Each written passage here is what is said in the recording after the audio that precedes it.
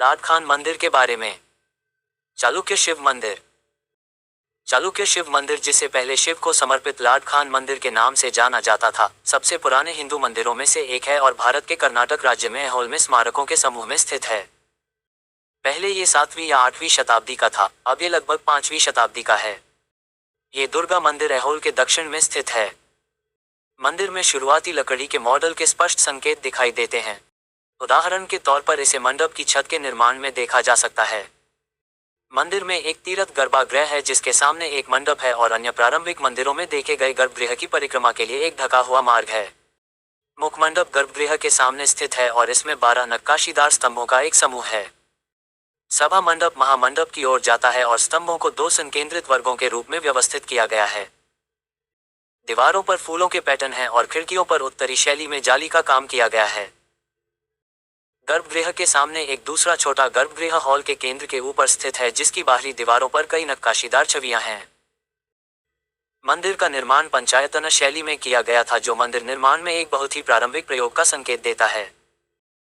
इस मंदिर की खास बात यह है कि यह एक आयताकार संरचना से शुरू होता है और एक वर्गाकार संरचना पर समाप्त होता है।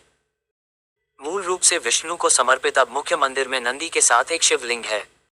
लकड़ी के निर्माण डिजाइन के आधार पर वर्गाकार और आयताकार योजना में एक खड़ी छत है, जो पत्थर में लकड़ी की शैलियों का एक रूपांतर है।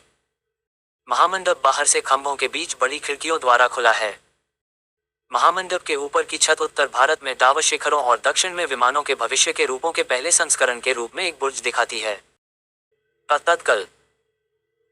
पद्दल को रक्तपुरा भी कहा जाता है, जो उत्तरी कर्नाटक भारत में 7वीं और 8वीं शताब्दी ईस्वी के हिंदू और जैन मंदिरों का एक परिसर है।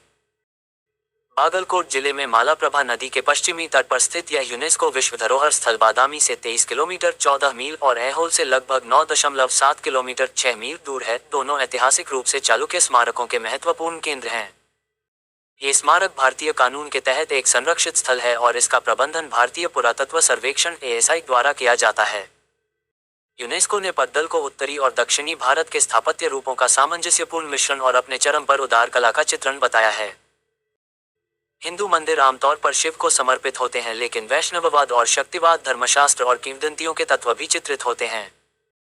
हिंदू मंदिरों में भित्तिचित्र विभिन्न वैदिक और पौराणिक अवधारणाओं को प्रदर्शित करते हैं, जो रामायण, महाभारत, भागवत पुराण की कहानियों के साथ साथ पंचतंत्र और किरातार्जुनीय जैसे अन्य हिंदू ग्रंथों के तत्वों को दर्शाते हैं।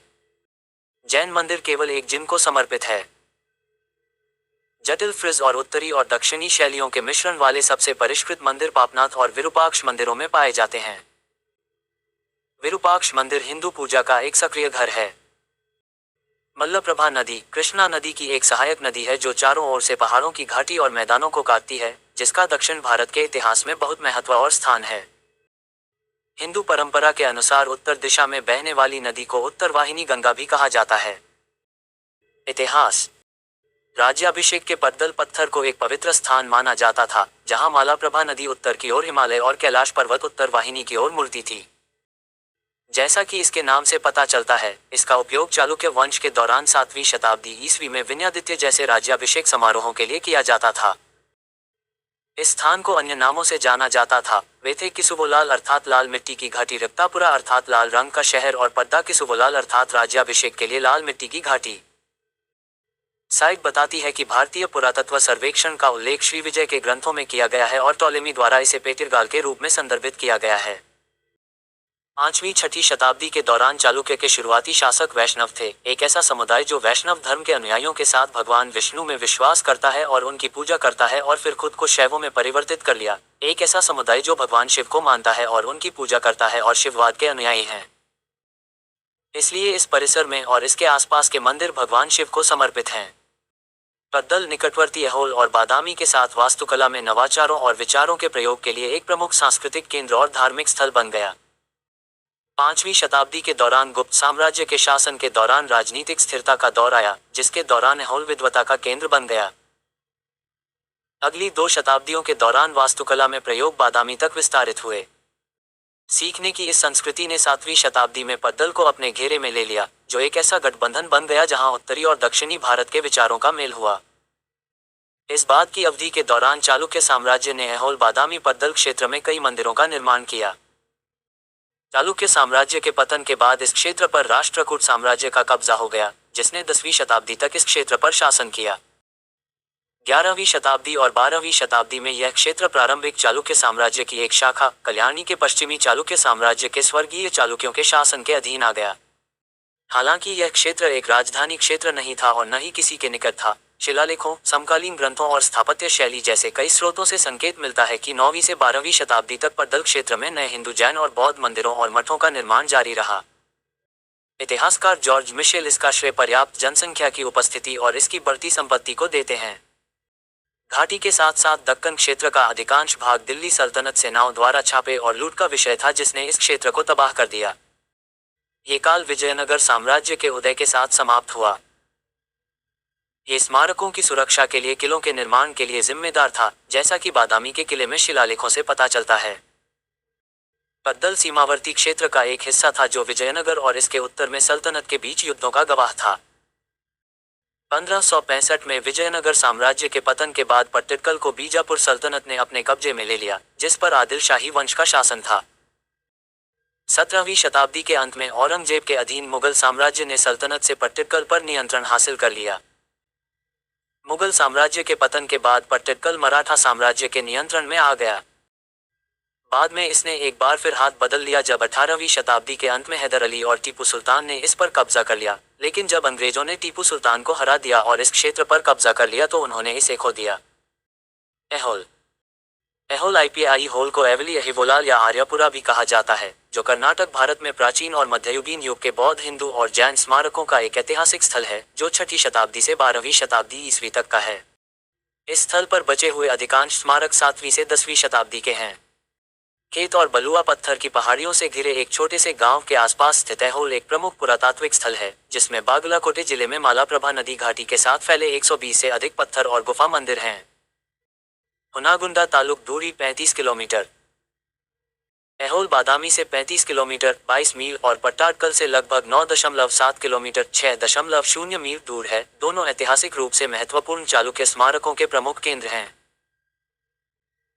ऐहोल पास के बादामी वातापी के साथ 6ठी शताब्दी में मंदिर वास्तुकला, पत्थर की कलाकृति और निर्माण तकनीकों के प्रयोग के उद्गम स्थल के रूप में उभरा।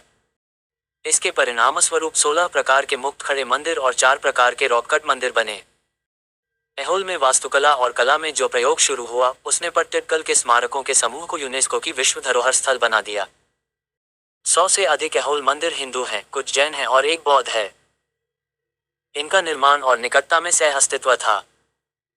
ये स्थल लगभग 5 वर्ग किलोमीटर 1.9 वर्ग मील में फैला हुआ है। हिंदू मंदिर शिव, विष्णु, दुर्गा, सूर्य और अन्य हिंदू देवताओं को समर्पित हैं। जैन बसदी मंदिर महावीर, पार्श्वनाथ, नेमिनाथ और अन्य जैन तीर्थंकरों को समर्पित हैं। बौद्ध स्मारक एक मंदिर और छोटा मठ है। हिंदू और जैन दोनों स्मारकों में मठों के साथ साथ सामाजिक उपयोगिताएं जैसे प्रमुख मंदिरों के पास कलात्मक नक्काशी के साथ बावड़ी वाले पानी के टैंक भी शामिल हैं। इतिहास ऐहोल को अपने शिलालेखों और 4वीं से 12वीं शताब्दी ईस्वी के हिंदू ग्रंथों में अयावोले और आर्यपुरा के रूप में औपनिवेशिक ब्रिटिश युग की पुरातात्विक रिपोर्टों में ऐवली और अहिवोलाल के रूप में संदर्भित किया गया है।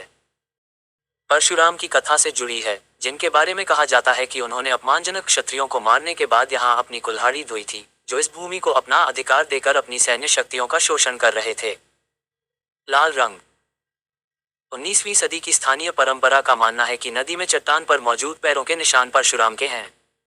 मैगुटी पहाड़ियों के निकट एक स्थान पर पूर्व ऐतिहासिक काल में मानव बस्ती के साक्ष्य मिलते हैं। ऐहोल का ऐतिहासिक महत्व है और इसे हिंदू रॉक वास्तुकला का उद्गम स्थल कहा जाता है। ऐहोल का प्रलेखित इतिहास 6ठी शताब्दी में प्रारंभिक चालुक्य राजवंश के उदय से जुड़ा है। ये पास के पद्दल और बादामी के साथ साथ वास्तुकला में नवाचारों और विचारों के प्रयोग के लिए एक प्रमुख सांस्कृतिक केंद्र और धार्मिक स्थल बन गया। चालुक्यों ने कारीगरों को प्रायोजित किया और 6ठी और 8वीं शताब्दी के बीच इस क्षेत्र में कई मंदिरों का निर्माण किया। 4वीं शताब्दी के लकड़ी और ईंट के मंदिरों के साक्ष्य मिले हैं। ऐहोल ने 5वीं शताब्दी के आसपास पत्थर जैसी अन्य सामग्रियों के साथ प्रयोग शुरू किया जब भारतीय उपमहाद्वीप ने गुप्त साम्राज्य के शासकों के तहत राजनीतिक और सांस्कृतिक स्थिरता का दौर देखा। बादामी ने इसे 6ठी और 7वीं शताब्दी में परिष्कृत किया।